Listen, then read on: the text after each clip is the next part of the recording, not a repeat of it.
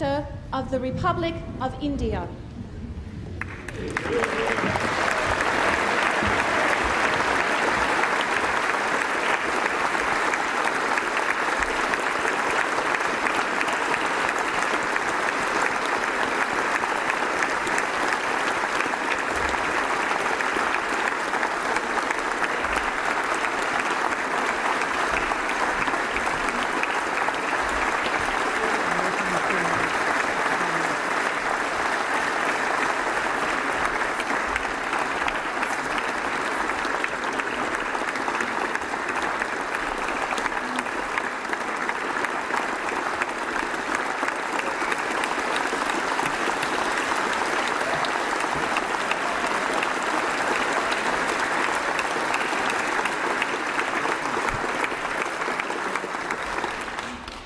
Prime Minister, I welcome you to the House of Representatives chamber, and your address today is a significant occasion in the history of this House.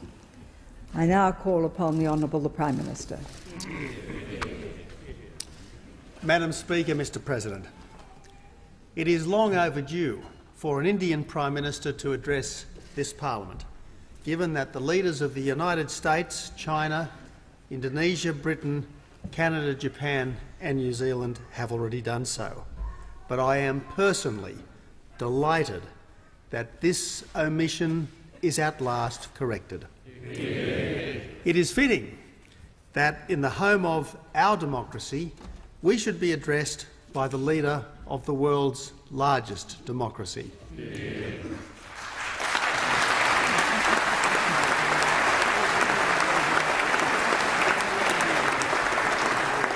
Madam Speaker, there is so much that we can learn from a Prime Minister who must try to reach some 830 million voters and whose mastery of electioneering has meant that in India's recent election he was literally beamed into dozens of different rallies simultaneously all around the country. Prime Minister Modi is the first in decades with an absolute majority in the lower house, the Lok Sabha, because he imbued his fellow citizens with the sure hope that tomorrow can be better than today. He gave credit for India's success to those who really deserved it. He told voters that their country belonged to them, not to their rulers or to their officials. And even here in Australia, the Modi campaign and victory inspired hope, because Australians too believe in work, family and community, in doing things for love, not just for money, and in living our ideals. Our two nations have much in common. We share an ocean, we share a language, we share a heritage as Westminster democracies enjoying freedom under the law. We even share the same national day, the 26th of January. Above all, we share a history. Way back in 1795, the very first cargo ever to be shipped out of New South Wales was mahogany and cedar bound for India.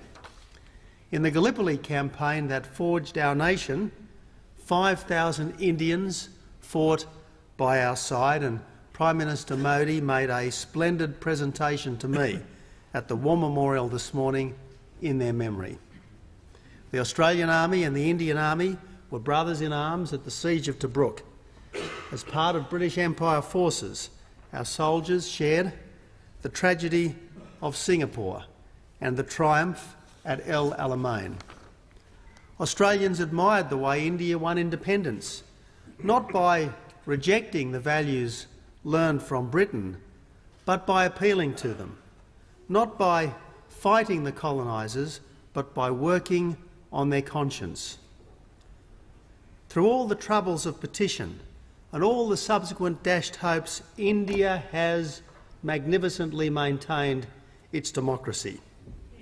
And although India's GDP per person is still only about half of China's, its growth is strong, Its economic prospects are bright, and its population is likely to overtake China's in the next couple of decades.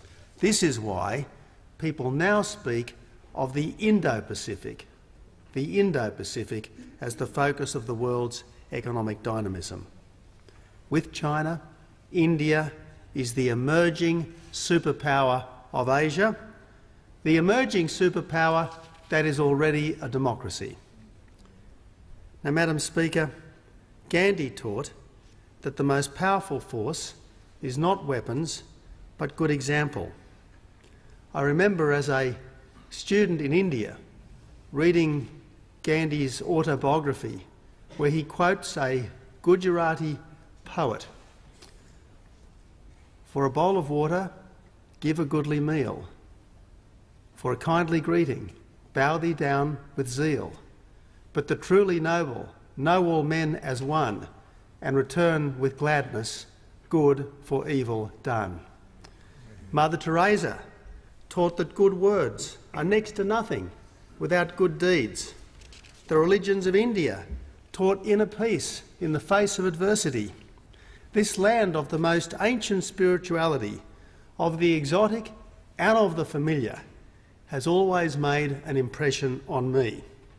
That's why 30 years ago I spent 3 months backpacking from Mumbai to Rajasthan, to Delhi, to Kashmir, around much of Bihar and back to Mumbai.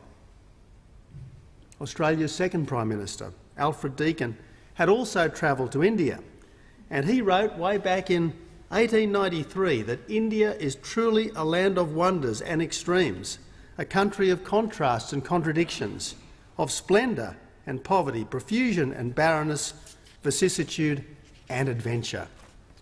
100 years ago, Deakin wanted Indian students to study in Australia, writing that Australia and India have much to teach each other. And that's exactly what's now happening.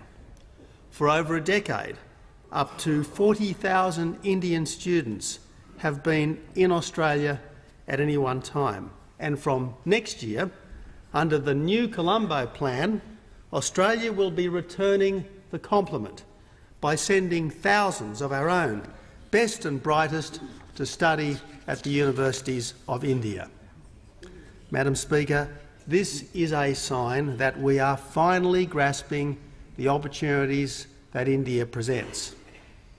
It was Prime Minister Howard who once said that Australia and India had so much in common, but little to do with each other. That must change.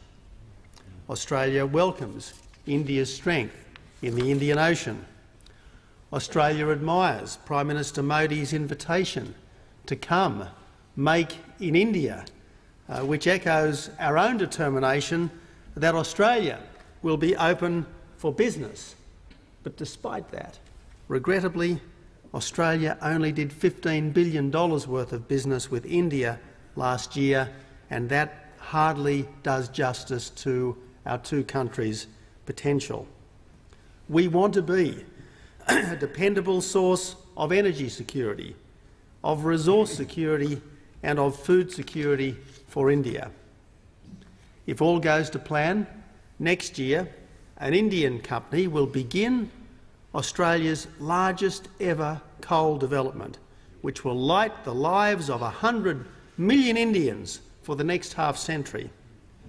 If all goes to plan, and no one, if I may say so, has ever made the Indian bureaucracy perform, as Prime Minister Modi did in Gujarat,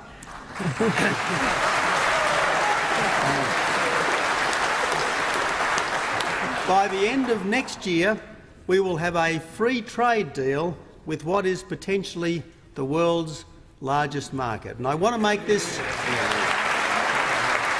declaration here in this parliament. There are 2 can-do Prime Ministers in this chamber today, and we will make it happen. And if all goes to plan, Australia will export uranium to India, under suitable safeguards, of course, because cleaner energy is one of the most important contributions that Australia can make to the wider world. Now, Madam Speaker, geologists believe that somewhere between 130 and 300 million years ago, Australia and India actually shared the same landmass. We were, so to speak, joined at the geological hip. We cannot change continental drift, but we can ensure that we are closer friends and partners in the future than we have been in the recent past. I have never seen any leader as rapturously received in this country as Prime Minister Modi has been.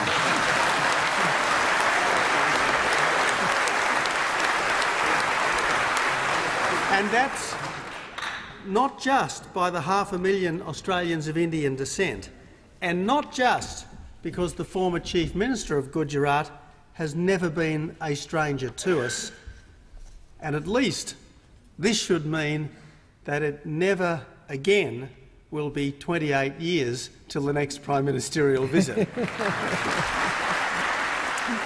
Madam Speaker, the cheering crowds sense that there is a natural affinity between Australia and India, a natural partnership for peace and prosperity, and they want us. They want both of us, they want all of us to make the most of it.